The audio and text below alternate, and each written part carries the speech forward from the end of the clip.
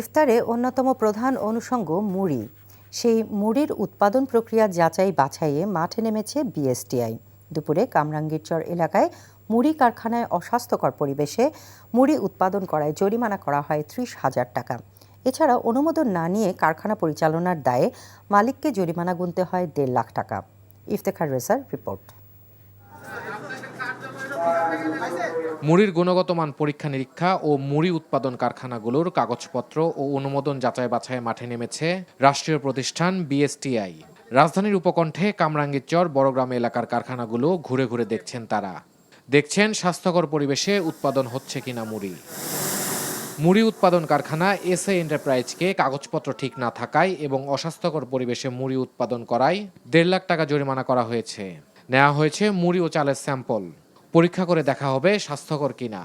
এটি লাইসেন্স ব্যতীত তারা মুড়ি উৎপাদন করছে এবং বাজারজাত করছে, এবং আমরা সার্বিক পরিদর্শনে কারখানাটিতে দেখলাম তারা স্বাস্থ্যকর যে প্রক্রিয়াটি অনুসরণ করা প্রয়োজন তারা সেই ধরনের কিছুই অনুসরণ করছে না, এবং আমরা তাদের লাইসেন্সের কোনো কপি তারা আমাদেরকে দেখাতে পারিনি। ১,৫০,০০০ টাকা অর্থদণ্ডে দণ্ডিত করেছি। একই এলাকার অপর এক মুড়ি তৈরির কারখানা বিক্রমপুর ফুড প্রোডাক্টসে অভিযান চালিয়ে বিএসটিআই কর্তৃপক্ষ দেখতে পায় কাগজপত্র ঠিক থাকলেও অস্বাস্থ্যকর পরিবেশে মুড়ি উৎপাদন করছে কারখানাটি। করা হয় ৩০,০০০ টাকা জরিমানা। মুড়ি জব্দ করে নিয়ে যাচ্ছে কিছু স্যাম্পল, এটা বিএসটিআই আমাদের যে ল্যাব আছে ল্যাবে এটা পরীক্ষা হবে। যদি ল্যাবে আমরা দেখি যে আপনি এই কেমিক্যালটি মিশ্রণ করেছেন, সেক্ষেত্রে আপনি যে লাইসেন্সটি আমাদের দেখিয়েছেন সেই লাইসেন্সটি বাতিল হবে। আগামীতেও এমন অভিযান পরিচালনা করা হবে বলে জানান বিএসটিআই প্রতিনিধি দলটি।